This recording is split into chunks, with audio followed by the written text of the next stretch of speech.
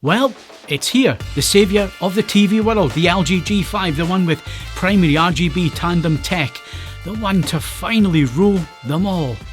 Well, not quite, but we'll get into that in a second. Hello and welcome back to the channel. I'm Phil Hinton and I've been testing, reviewing and calibrating TVs for the last 20 years, and in this video we're looking at the LG G5.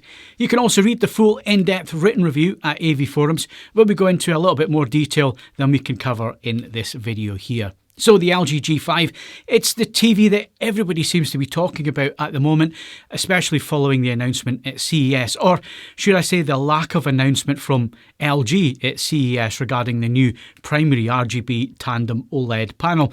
They never actually mentioned it at all at CES. We found out all about it from Panasonic, who were able to show us everything about the new panel in their 2025 flagship TVs, because it's exactly the same panel.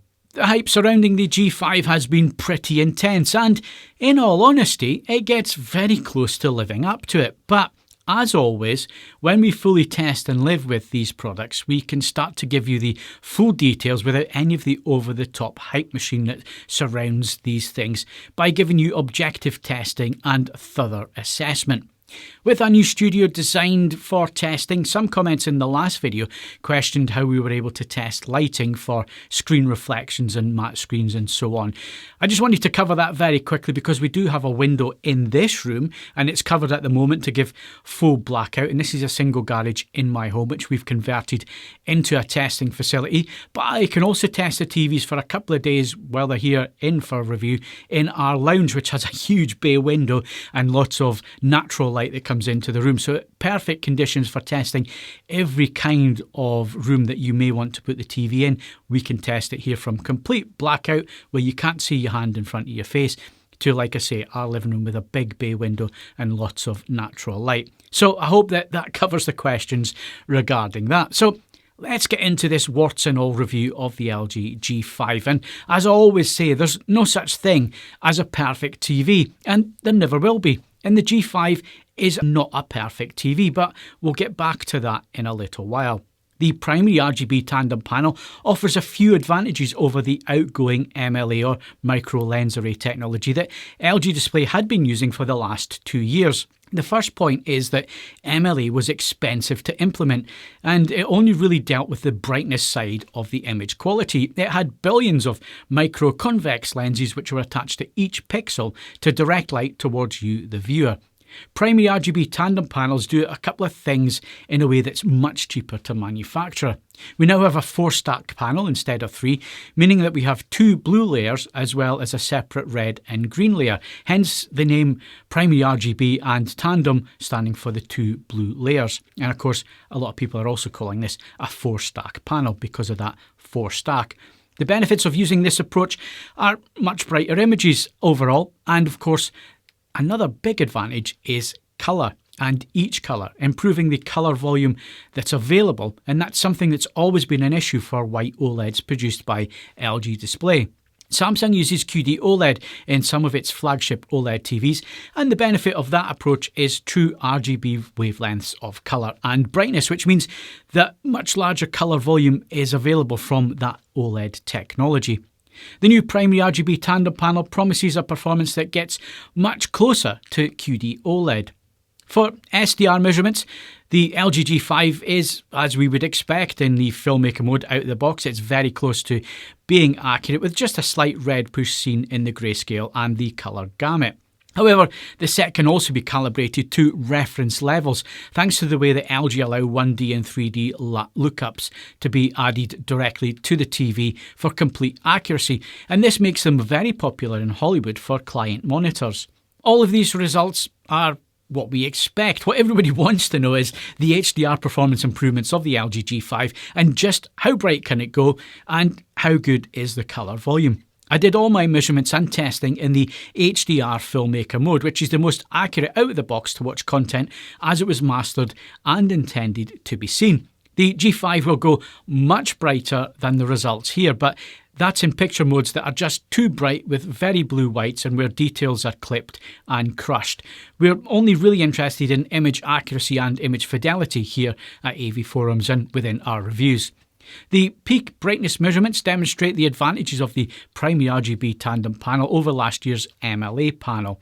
The G5 reaches 2,296 nits on a 1% window, 2,284 at 2%, 2,288 at 5%, and 2,272 nits on the industry standard 10% window. This is a significant improvement over the G4's 1,448 nits at 10%.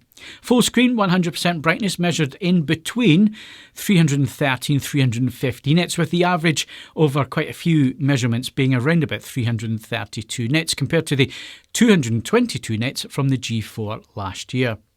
The PQ EOTF tracking to ST2084 with HDR Filmmaker Mode at 1000 nits is excellent, with correct tracking before a steady climb and clip at the peak brightness capabilities of this panel. There is a slight red push in the grayscale that matches what we saw with the SDR results.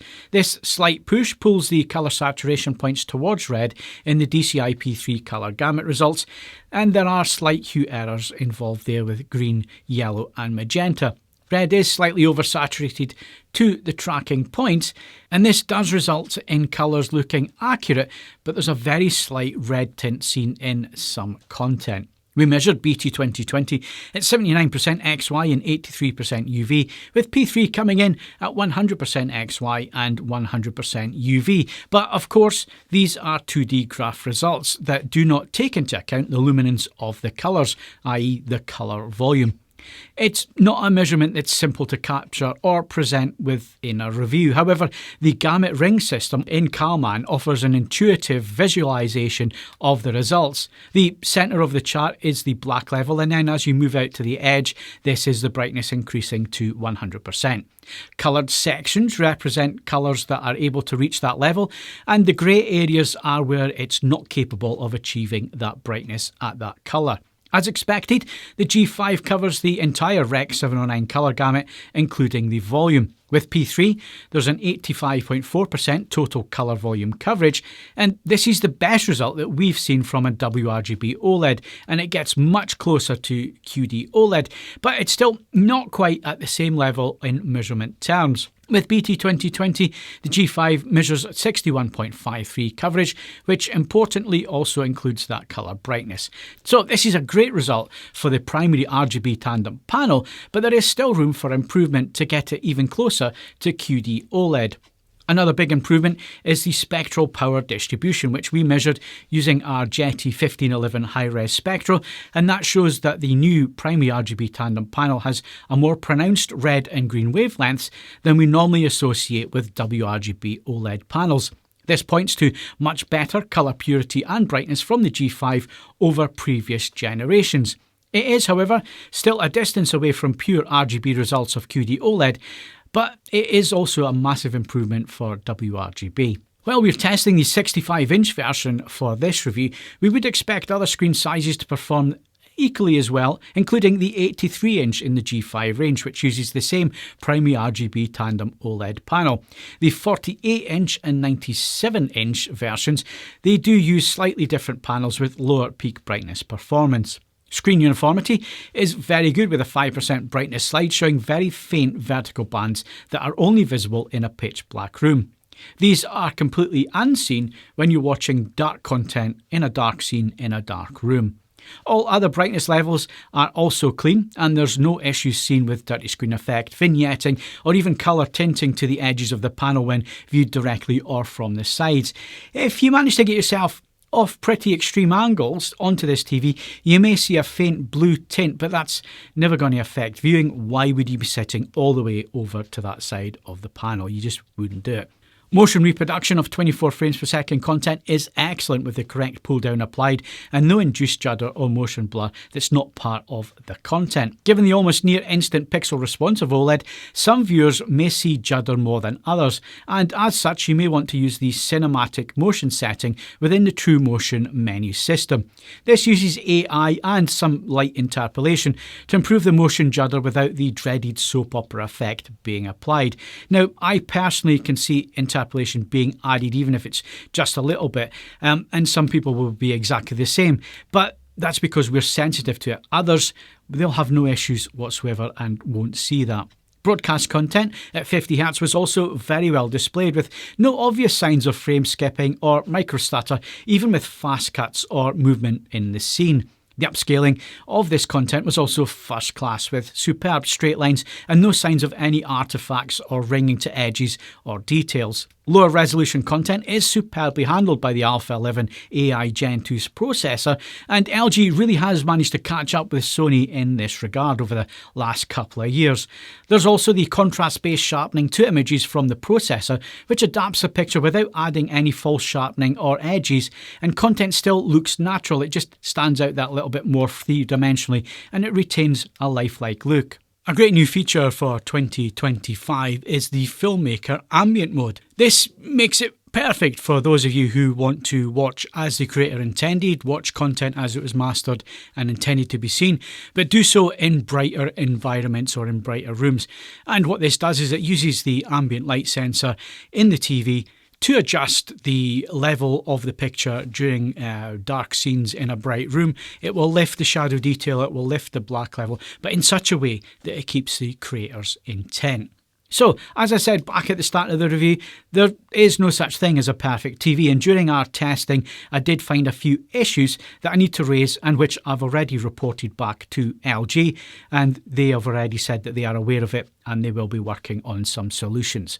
The main issues are with colour gradation, floating blacks, and of course posterisation. And I noticed the G5 had some issues with coming out of black too early. It also raises black in some of the HDR10 and Dolby Vision content, and there can also be floating blacks and posterisation as a result. The prison visit scene in Kung Fu Panda, which is Dolby Vision on Netflix and HDR10 on 4K UHD disc, has floating blacks, which are not evident on the Samsung S95F or the LG G4 when we compared them side by side with the G5 in our testing studio, and we're able to completely control the light in this room.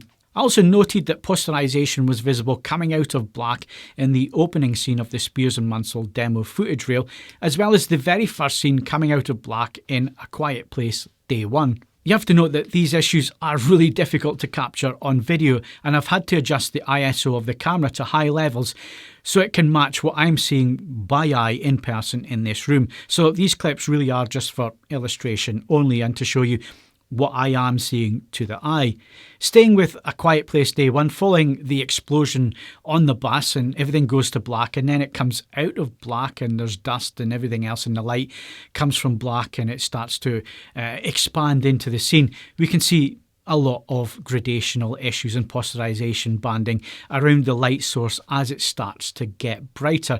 It doesn't happen with all content and is much harder to see when you're watching, even with a small amount of ambient light in your room, especially coming out of black.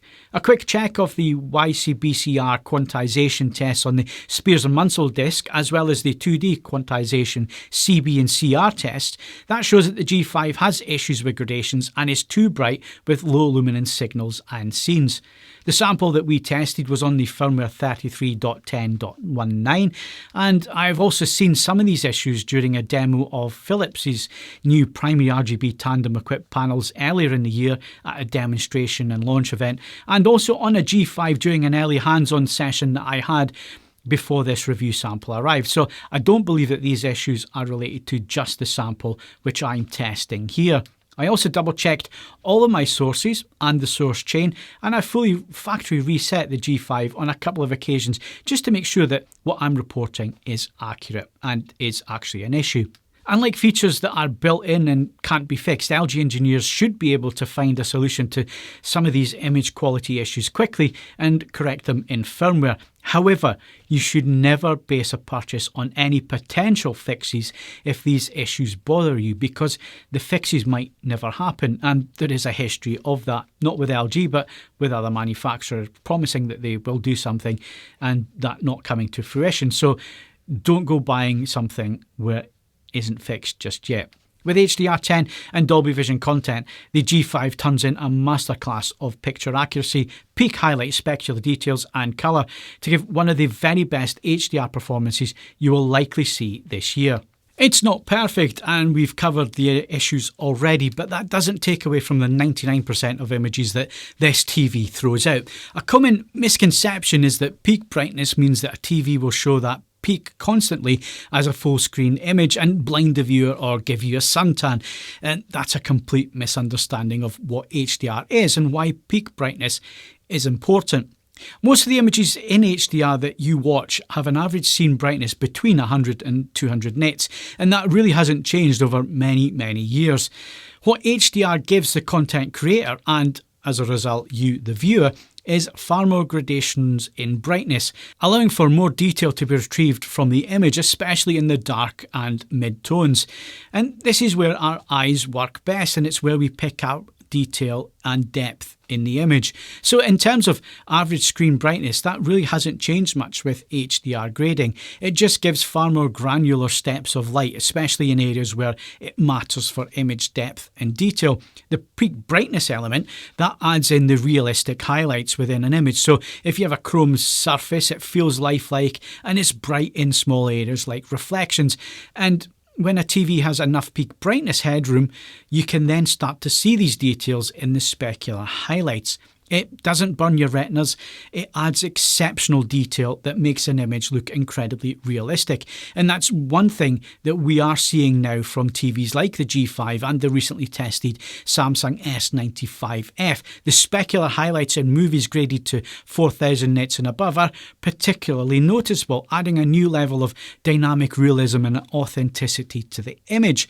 In our comparison testing, while I had a 65-inch TV that I am testing here for the G5, my long-term G4 is a 55-inch, so there are some small issues with brightness and detail matching due to the screen size difference, but I've taken as many mitigation steps as I can to make this comparison as fair as I could. I will be running this test again next month with a 55-inch version, so we can make a little bit more in terms of dedicated article and videos on the differences between them then when it's a fair comparison. I also need to thank UK retailer Peter Tyson for loaning us the G4 for long-term testing and the upcoming loans of the 55-inch G5 and Samsung A95F. They've got no say in the reviews and they don't get to see them before publication, but what they do is support our channel by loaning us these long-term test TVs so we can bring you the very best possible reviews and comparisons. And if you feel inclined to support our efforts, then please do consider buying your next TV from Peter Tyson at petertyson.co.uk or on the numbers on screen and tell them that I sent you.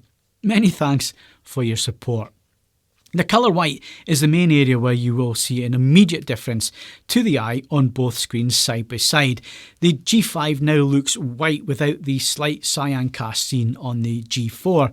The cyan tint is not completely gone, as we've seen with our comparison with the QD OLED S95F, but it is much improved, and this really impacts on the look of colours where they are slightly redder in appearance and look a bit more natural. Running the luminance loading test from the Spears and Munsell disc shows just how much more headroom the G5 has in peak brightness, but also how much better looking the whites are.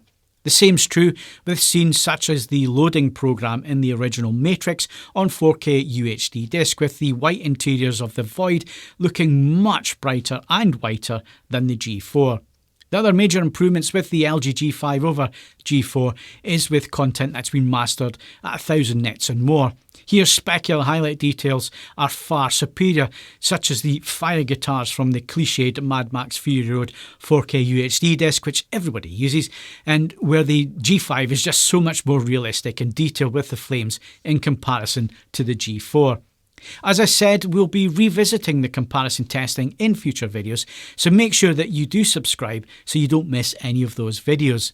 The design of the G5 remains pretty much unchanged, featuring a sleek silver trim around the panel, and depending on where you are in the world, you also have a choice of a wall mount or pedestal desktop stand. This flexibility allows consumers to choose their preferred mounting option.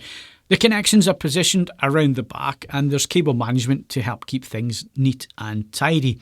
In some territories, LG are introducing a new remote control, but in the UK, we still get the horrible black plastic effort with no backlight. It feels cheap and nasty, and it doesn't really sit well with a TV that costs this amount of money. Now, don't get me wrong, I really do like the Magic Remote functionality, and this black plastic blob does control the TV without any issues, so it's not functionality that I'm worried about here or disappointed with. It's the fact that it's made from really cheap materials and it doesn't fit with the luxurious nature of the G5 TV. So, will LG ever sort this out? Let's see. Audio-wise on the G5 this year, it's identical to the G4. There are no major changes in terms of the audio quality. It's very much as it was. One thing to note though is that with G5 there is no DTS support. There was with G4, but with G5 there is absolutely no support now for DTS audio. Gaming wise, there's 4 full bandwidth, HDMI 2.1 48GB per second inputs, EARC and support for 4K 165Hz if you have an advanced PC gaming rig, and 4K 120 for consoles, which includes Dolby Vision HDR on the Xbox. We also get NVIDIA G-Sync and AMD FreeSync Premium, VRR and ALLM, and the input lag measures in at 9.3 milliseconds on a 4K 60 signal and 4.8 milliseconds at 120. Wrapping up this video on the LG G5 represents a departure from the MLA technology to this new Primary RGB Tandem panel with a big step up in colour volume capability and peak brightness headroom.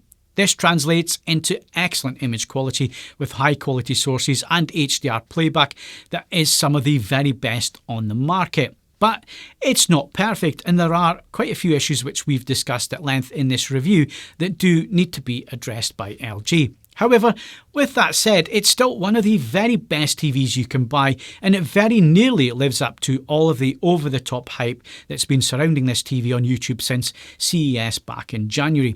I would give it a few months for the small niggles to be fixed, and also give prices time to adjust following launch if you are considering this TV. If you're looking for a new flagship TV this year, the G5 should definitely be on your demo list, along with the Samsung S95F as things stand at this time of the review in March 2025. Now, this list will grow as the year progresses, and you should subscribe to our channel if you want to see all of our in-depth, honest and unbiased reviews and comparisons of these flagship TVs, and of course lots of other TVs that are being released this year. If you've enjoyed this video, then please do give it a like, and also give me your thoughts on the G5 in the comments down below, and also tell us what you'd like to see from our reviews going forward, what really helps you make your decisions. Thanks very much for watching, and I'll see you in the next one.